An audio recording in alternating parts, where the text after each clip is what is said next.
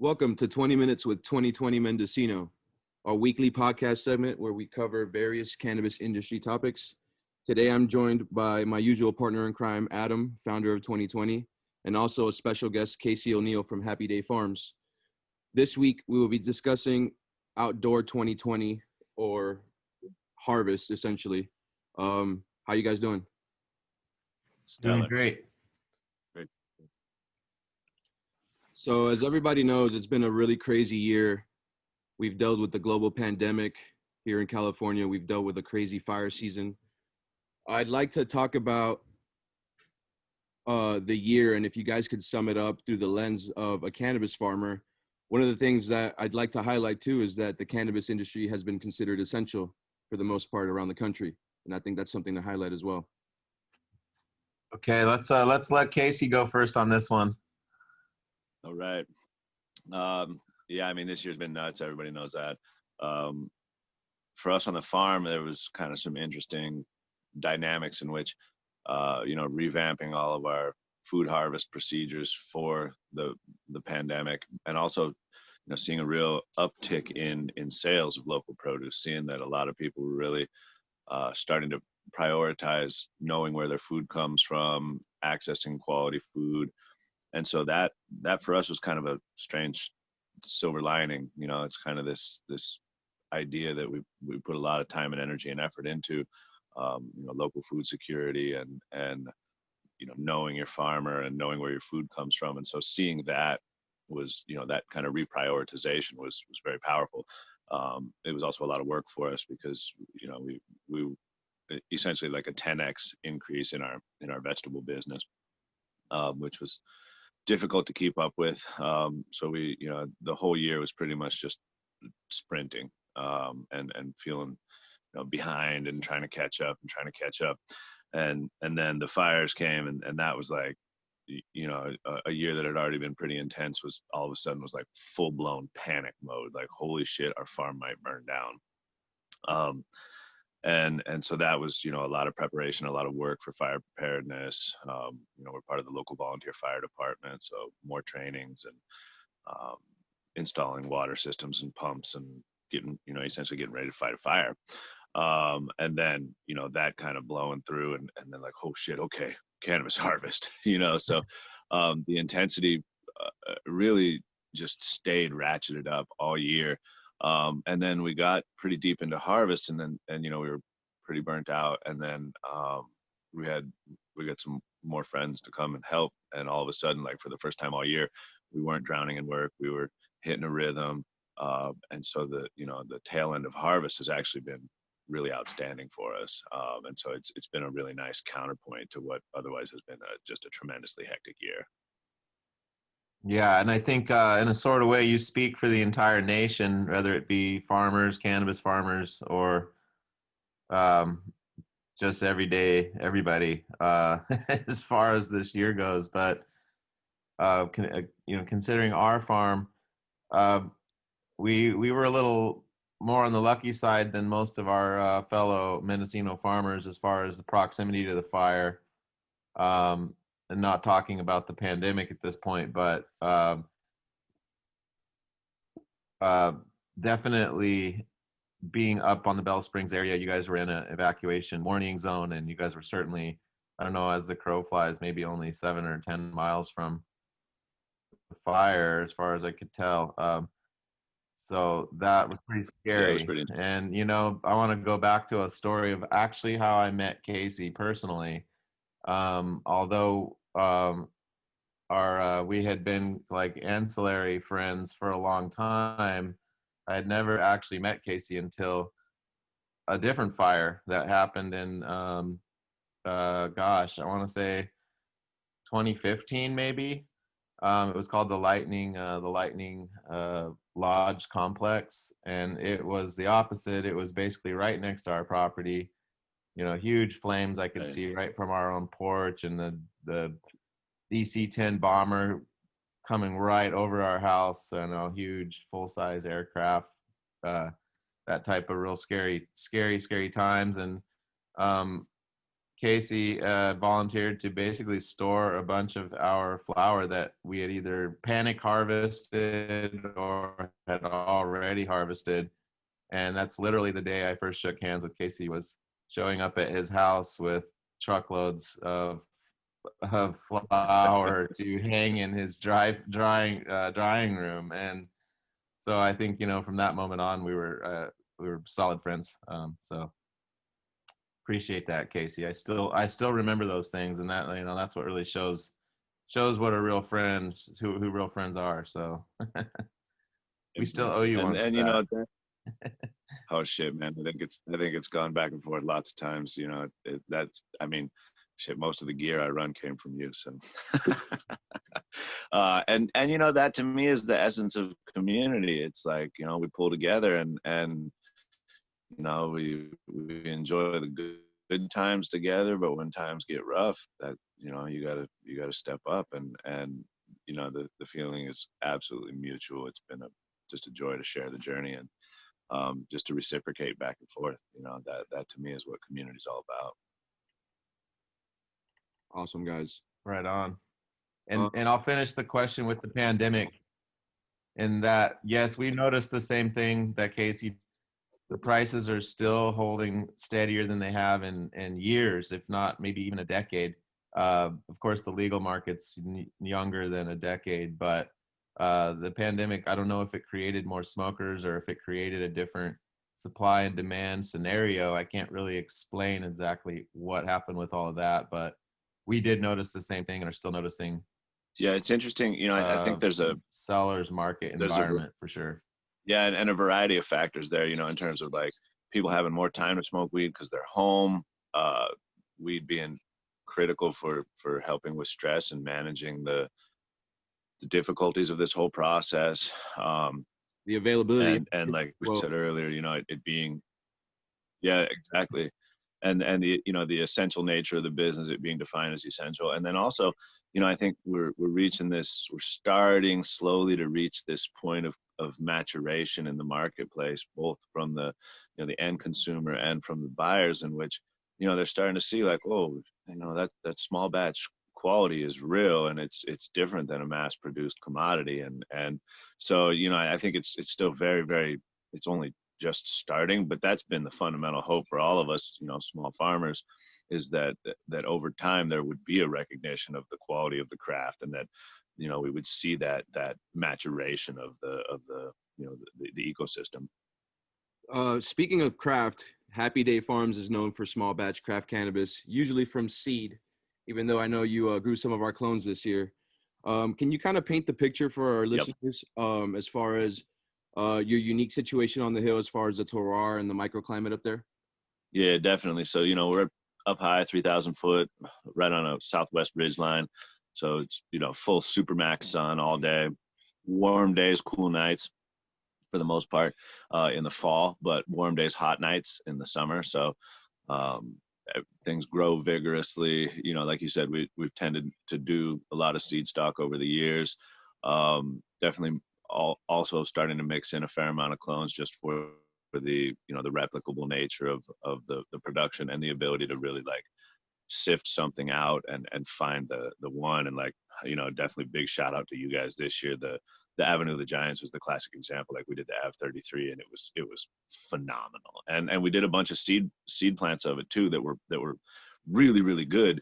But like I said, when you sift that one and then you find the replicable nature of the clone production, it's like, I think it it's a very interesting, like that sort of that dynamic between a repeatable experience. The consumer can get something, and I really enjoyed that, go back and get the same thing again, versus the unique and special experience. This is the only one of these that exists. When it's gone, it's gone. And so it's been interesting for us to kind of dabble in both perspectives.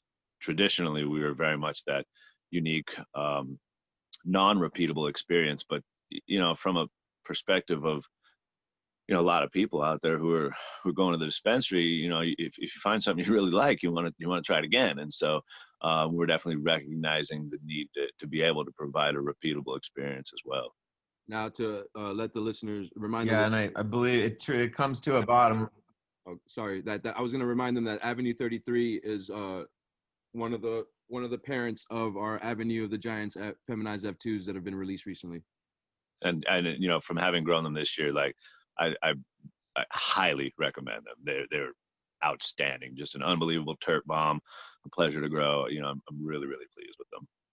Yeah, thanks, And I Casey. guess I would Go on.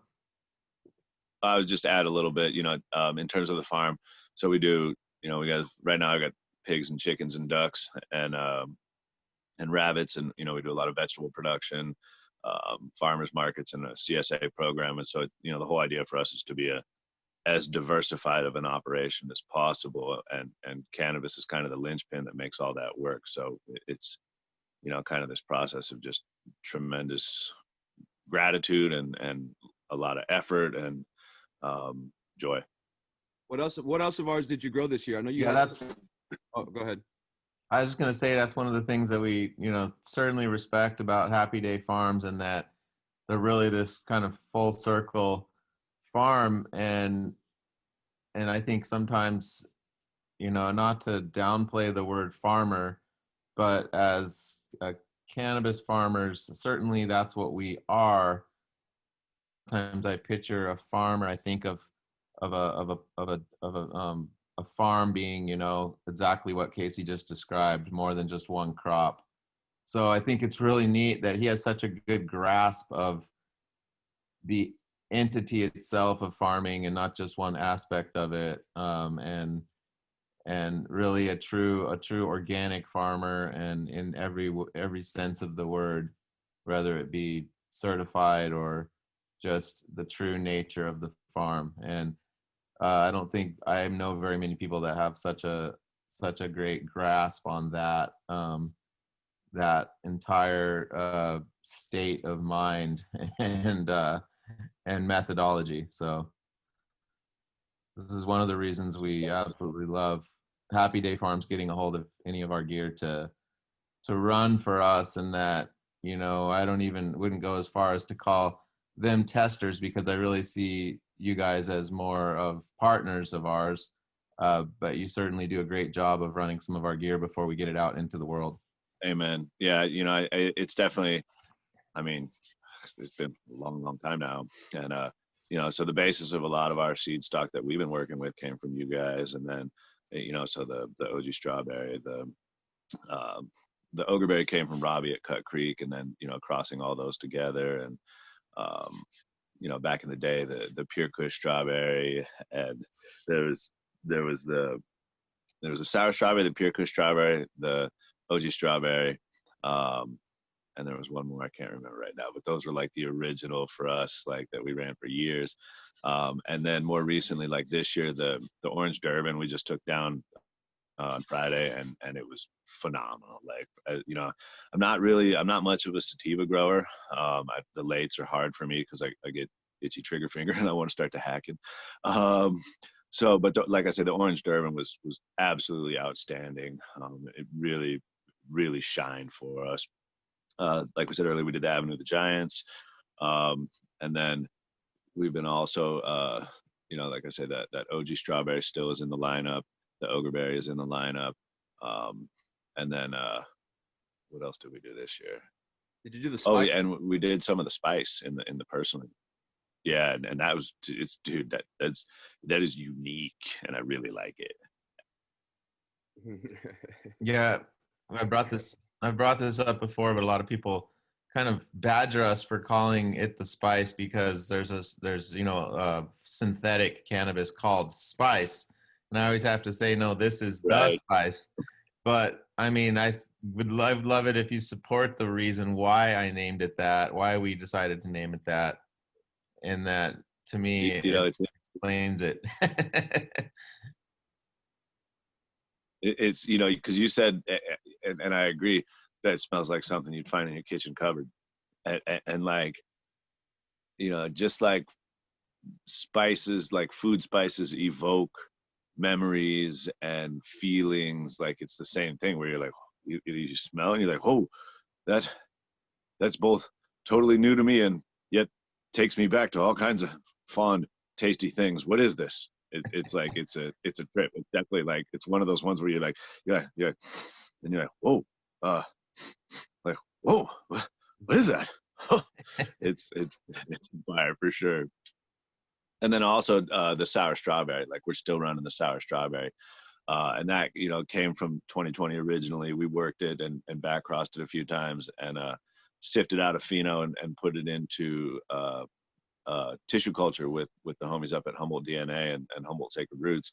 And so we've been getting those back pretty consistently. And it's like, 50 days, it's lightning and it's chunky and it's super sweet and tasty and frosty. And I love it. So, again, just that process of us working these things over the years and developing these different strains and just playing around with them and that kind of,